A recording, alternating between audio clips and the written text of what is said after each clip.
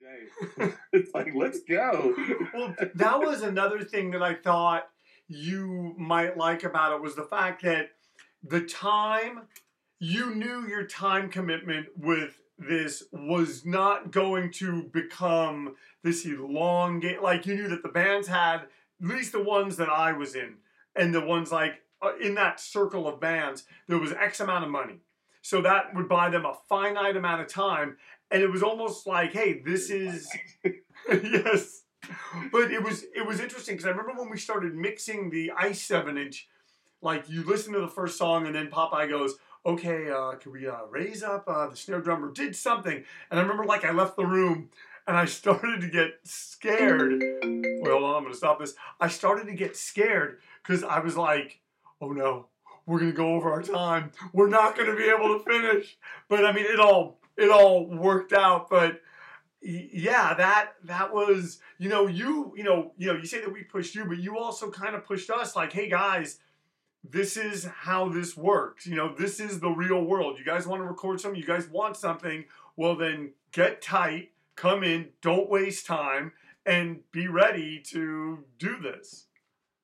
Yeah. We were all kind of, it was a learning process for all of us. I think, it was challenging, but it was fun too, working in with such time constraints and stuff. I actually, thinking back on it, it was actually kind of fun, to knock out, 4 or 5 songs in a day. It was just crazy. But I hope everybody noticed too that I would fudge you guys' time because I would. There were never any overages. That's all I know. There was never any like dispute, at least with us. It was always like, yep, we somehow got it done in. Yeah, because I would, there were a lot of studios that like, if you booked, if the session was starting at 3, you're on the clock. You start paying me at 3. Yep. And I would, I was pretty good about it. You guys would show up late sometimes. Yep. And setup would take a little bit of time. But I don't know. I loved what I was doing. I really, really did. And I just wanted you guys to be happy. And it was just always just a pleasure to work with all of you guys. You guys taught me so much. About life too, not just about music and recording. Yeah. Well, you were also dealing with us at a very special time. Like I'm saying, I was 18 when I went to your studio, and I just graduated high school. So everything's in front of you at that time. What are you going to do? College, this and that. And so I think it was kind of a boost to like, hey, the summer before I start, going to Orange Coast College, I went into like a studio and I did something that was. My parents didn't make me do it. It was just this thing that I had a love of. And here was this guy with all this knowledge that was very, that wasn't judging us, that wasn't like acting like our parents, and like I'm saying, you weren't our parents' age, but still you were older than us. And it was, it was very simpatico in that way. Yeah, it really was. It was, it was, you really had to be there to really understand the dynamic of what was going on in there, because you guys were all kids, man. It was exciting. It was fun. I mean, we were actually we were living Orange County turning into the music capital that it became, really. Yeah. I mean, we were it. We were doing it. We were making it happen. And it was phenomenal. I mean, we didn't even know it. And you got the records behind you to prove it. That's right. Yeah, I guess it was like when the Beatles were starting and stuff, they didn't know they were going to change the world or whatever. I mean, we didn't change the world, but we changed Orange County. That's for sure. There's no doubt about that. Those records behind you, I'm assuming that's The Offspring. I think that's... Yeah, the one in the single one is Offspring Smash, and then this is Tragic Kingdom. Oh, gotcha. Okay. Yeah, yeah. Wow. No, and I didn't do any work on Smash, but since I had recorded probably 300 songs of theirs. They had to send me, you know, a platinum record whenever it came out. They were pretty excited. But and now, even now, every time a record comes out, I'll talk to Dexter and he'll go, "Hey, remember this song that we did, you know, back in the, you know, in this," and he goes, "I stole the guitar solo off of it for the, you know, for this song on the new record." And I'm like, "Oh, cool, yeah, I do remember that. It was all this, you know, crazy stuff." So we'd have fun dialogue like that back and forth. Now, did you work on Tragic Kingdom too, or did you? I did the pre-production on Excuse Me, Mister and World Go Round, and I still have the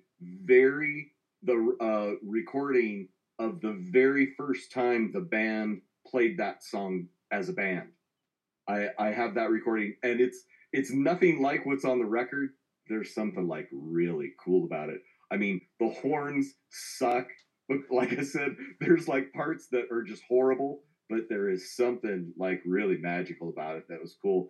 And to this day, there's still people that say my version of "Excuse Me, Mister" is better than what's on the record.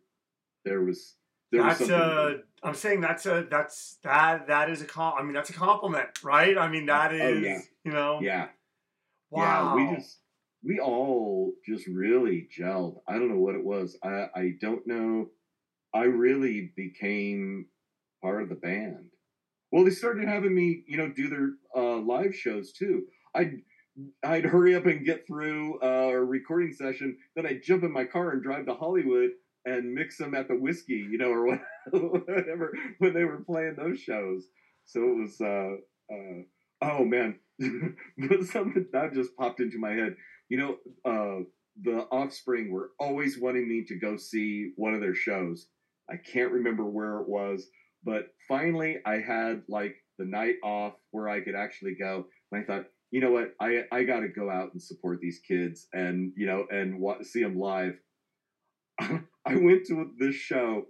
I was the only one there. Literally the only person in the audience. It was like, oh my gosh, what if I hadn't showed up? And and now what they're playing to 60,000 people or whatever, or I guess probably more. You know, the shows. But yeah, there were times that there would just be a handful of people that would show up to their gigs and stuff. But that was the thing about them. It seemed like the turnouts maybe weren't always the greatest, yet I knew they were selling, because of you, I knew they were selling a lot of records. And so I'm weird. like, at some point, this will have to catch up with itself. And Yes. I mean, those guys obviously knew something was up, and they just, you know, they were determined, and look at that. Like that's Yeah. pretty awesome. Yeah, yeah, it really was. It really was. Oh, and I remembered a good Dexter story because he was coming in and doing all the instruments, right? For, you know, when we were Oh demoing yeah, stuff. yeah. Early days, Yeah, right? Yeah. early on. So we're working on drum sounds. I'm trying to figure out. So I'm having him, you know, go through each, you know, drum, and I'm working on the kick drum, and finally getting it dialed in. And he stops me and he goes, "Hey Jim, you don't need to spend that much time on the kick drum because I don't know how to play it." I was like, "Oh my gosh!" All this time I was worried about getting the kick drum on tape, and he's not even hitting it. Because he's just, you know, this is just a demo. He's just like, you know, getting the basic beat in or whatever so that he can lay the other tracks. Right. Turn it up louder. You never even notice that. Yeah, it was awesome.